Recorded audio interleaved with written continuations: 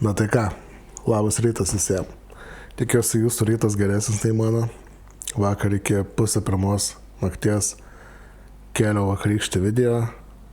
Tai užmėgau gal po pirmos truputėlį. Šiandien tarpę nuo 7 iki 8 bandžiau atsikelti. Žodžiu, trūksta truputėlį energijos, bet viskas gerai. Tai paskutinė tikriausiai diena. Važiuosime, dabar esame Vilkavišky, važiuosim iki Kalvarijos, Lazdijų, tada leisimės iki Kapčiamiesčio, iš Kapčiamiesčio link truputėlį viršų ir į Druskininkus. Ir iš Druskininkų, aišku, į namo į Kauną. Tai gausis tokia M raidė truputėlį, bet iš Kapčiamiesčio į Druskininkus nėra to tiesioginio kelio, tai teks truputėlį palukuriuoti. Kitas dalykas, vakar labai gerai žinau kelią, kur važiuoju. Plus geri kelio ženklai, tai tikriausiai nebuvo nė karto, kad netenk nusukčiau. Šiandien atvirkščiai į Kapčiamiestį nesu važiavęs, tai gausiu truputėlį jaučiuką paklaidžiat, nemažai kaimų, nemažai posakių, tai pažiūrėsim kaip seksis. Galimai teks atsiprašyti žemėlapį, vėl įsitraukti, ieškoti kelio namo. Ir tokios takelės, tai nieko nelauksiu, baigiu pusryčiauti, pusryčiai tai tokie prastoki. Tai vat, paragavau tik tais ir tikriausiai čia ir bus baigta, kavos atsigeriu ir galima bus lėkti. Šiaip dar noriu padėkoti kartą, kas naujai žiūri, tai pasubscribinkit, o noriu padėkoti visiems subscribinantiems, kadangi per šitas dabar jau 5 bus video, bet per 4 išleistus video jau jūsų beveik 40 daugiau nei kad buvo kelionės pradžiai. Aišku, tai nėra didelis skaičius, bet man tai yra didelis skaičius. Tai, žodžiu, ačiū. Ir tiek, Lukui taip pat noriu padėkoti. Galit pasižiūrėti 4 seriją. Buvo žiauriai geras stuntas, burnautas, Lukas pašnekėjo, tai didelis ačiū jam. Lukas, kas nematė mano video prieš tai padėjo suregzti mano motociklą, padėjo gyventi man šitą projektą. Būtent tais darbais, motociklo paruošimu ir visą kitą. Tikrai žiauriai maladės bičas. Ir tiek. Tai ačiū dar kartą, kad žiūrite, kad subscribinate ir keliaukime toliau. Nu tai ką, pradedam kelionį išvažiuodami iš Vilkaviškio. Šiaip patiko visą man Vilkaviškį. Fainai, smagu čia. Gaila, kad per mažai laiko yra kažkur išeiti, kadangi reikia montuoti video. Jau pasiklydau.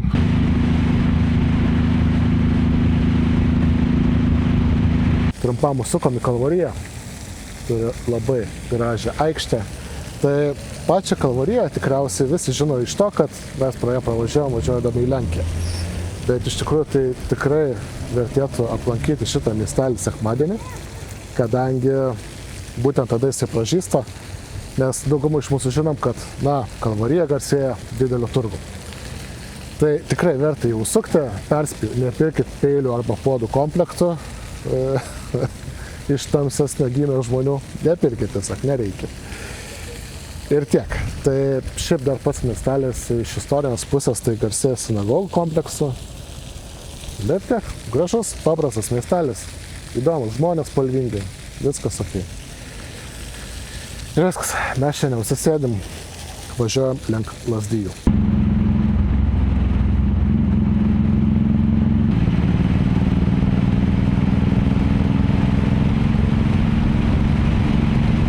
Na ir štai atvykom į Lazdijus. Ir nevažiavau į centrą, šiaip turi centrinę aikštę, ganėtinai gražią, bet atvažiavau į parką.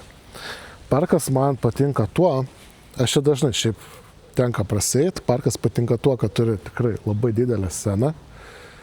Pats parkas yra labai sutvarkytas, labai gražus. Ten yra šito voleibolo žaidimo aikštelės, ežeriukas, kur galima pasimaudyti, yra pilna vaikų aikštelių, kur vaikai gali žaisti. Šitas laukas irgi yra futbolo aikštė. Na, tikrai labai sutvarkytas parkelis, labai jisai man patinka. O patys Lazdijai tai vėlgi yra pasienio rajonas, tikriausiai taip reikėtų pasakyti. Ir gal gražus ne patys Lazdijai kaip miestas, bet visas Lazdijų regionas. Tai tikrai turi ir ežerų, žirgynai, ypatingai jo turi didelį žirgyną, kur vyksta žirgų lenktynės, pamokos, na tikrai. Pats kraštas yra tikriausiai man įspūdingesnis nei kad pats miestelis, miestas jau netgi. Tai tiek tikriausiai apie Lazdijus, ką galiu papasakoti iš savo patirties, iš savo žinių. Dar žinau, kad čia vyksta tikrai nereali šventė, tai pasienio fiesta. Ir tokios takelės. Tai grįžtu aš dabar prie motociklo, pasistačiau jį grinai už šitą stadioną, už šitą, nežinau, scenos.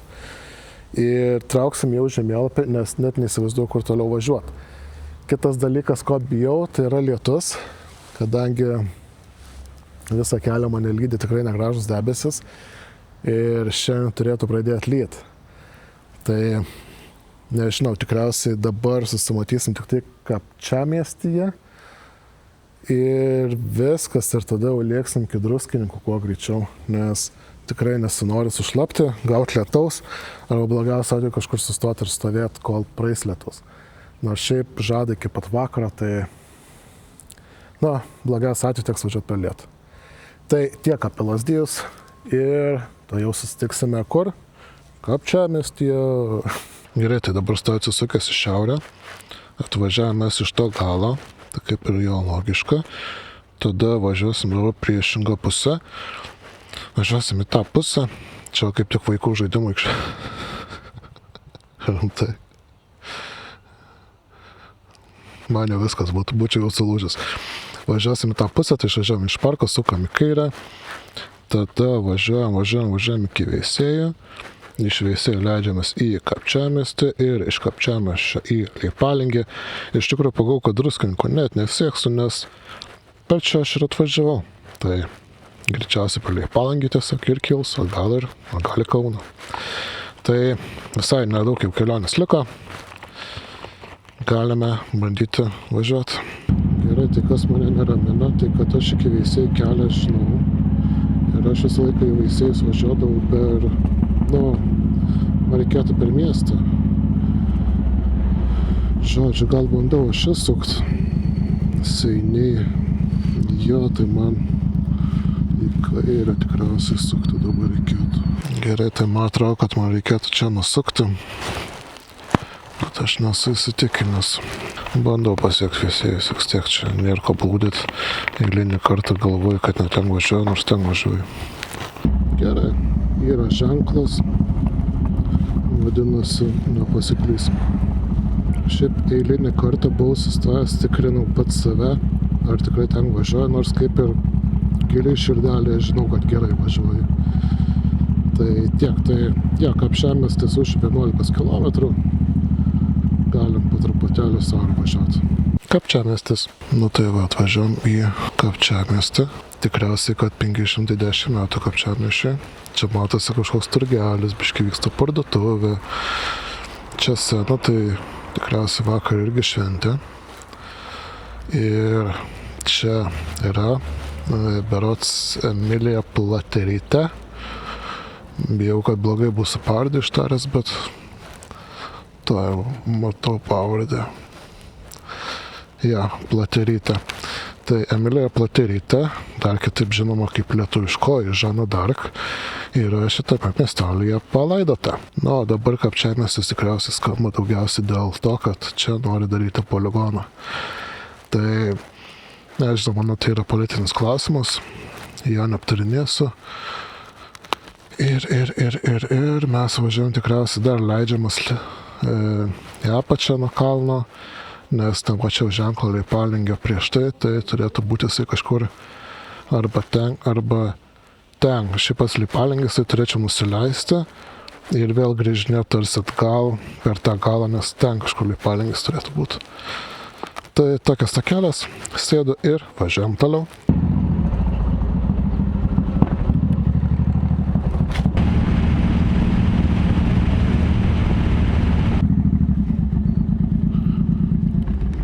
atvykom į Leipalingį, einam nusipirksim kažko pietaut.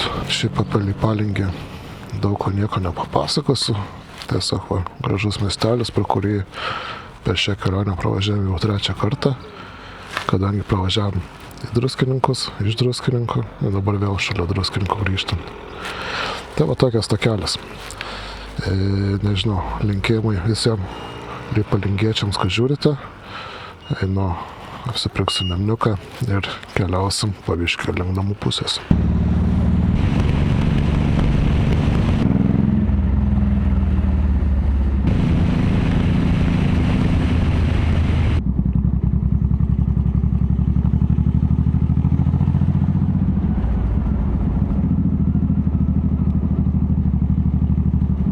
Štai ir atvykome į mūsų atsisveikinimo vietą.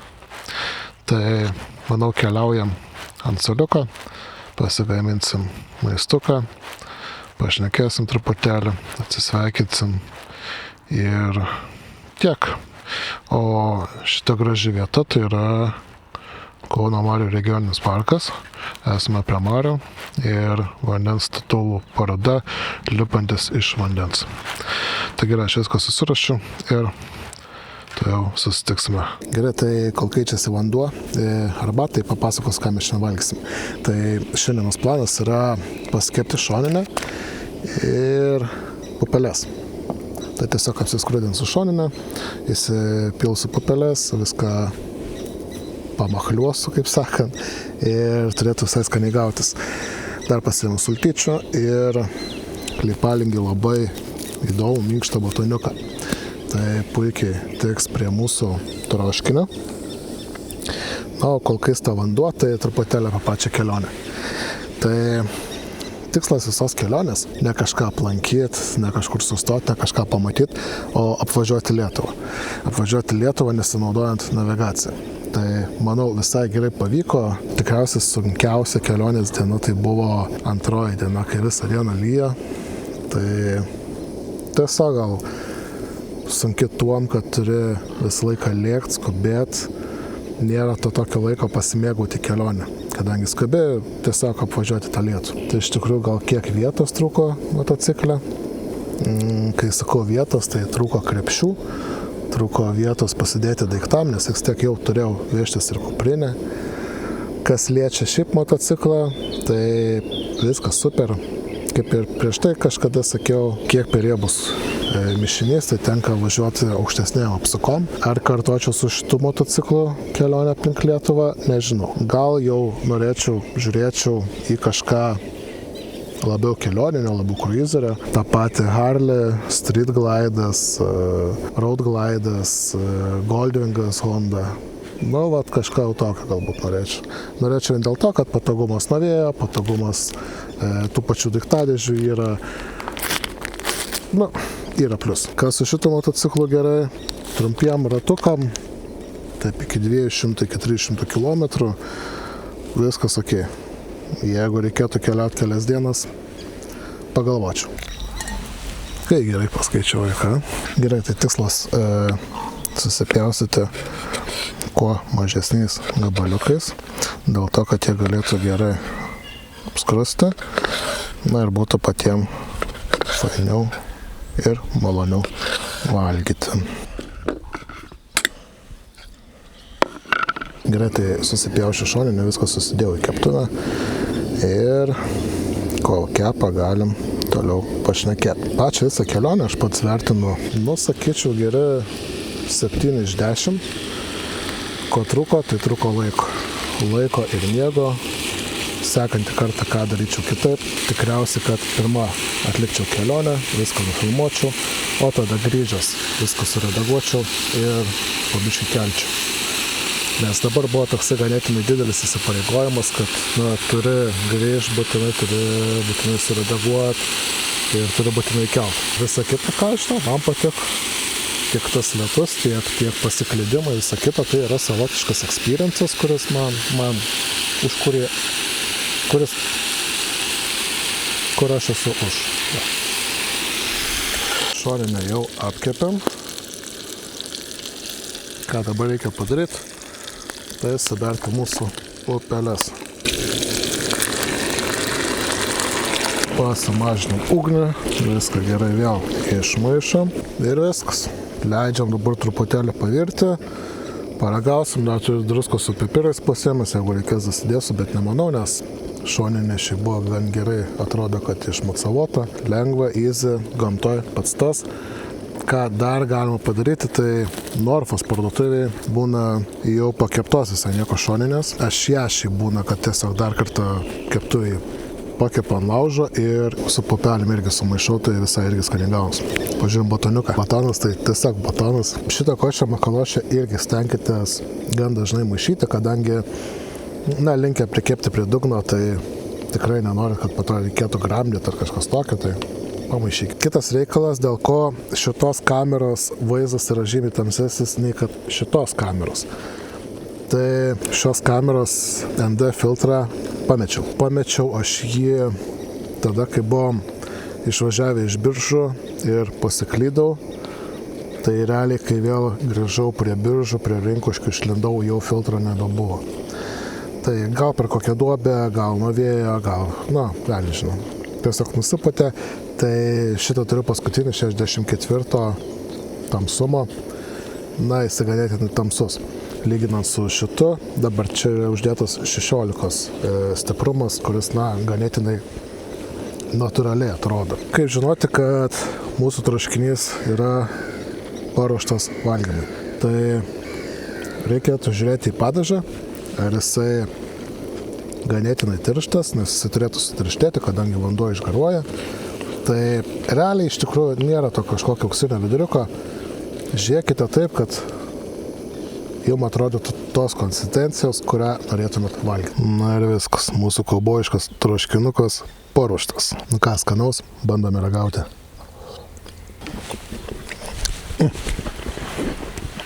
Manau, čia mes ir atsisveikinsim. Noriu tarti didelį ačiū visiems jums, kad su manim išgyvenote šitas 5 dienas, kad žiūrėjote, laikinote, komentavote, subscribinote.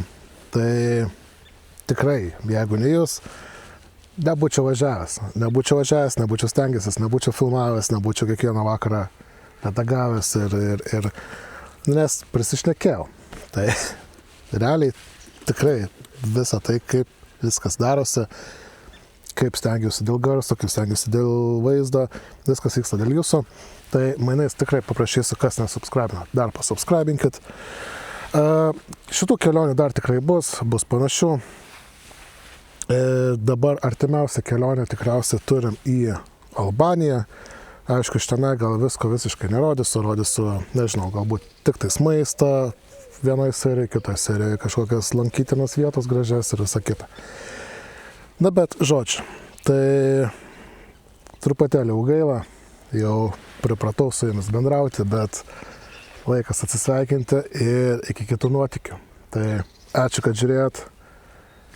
Like, subscribe, share ir iki kitų kartų. Čiau, šaika.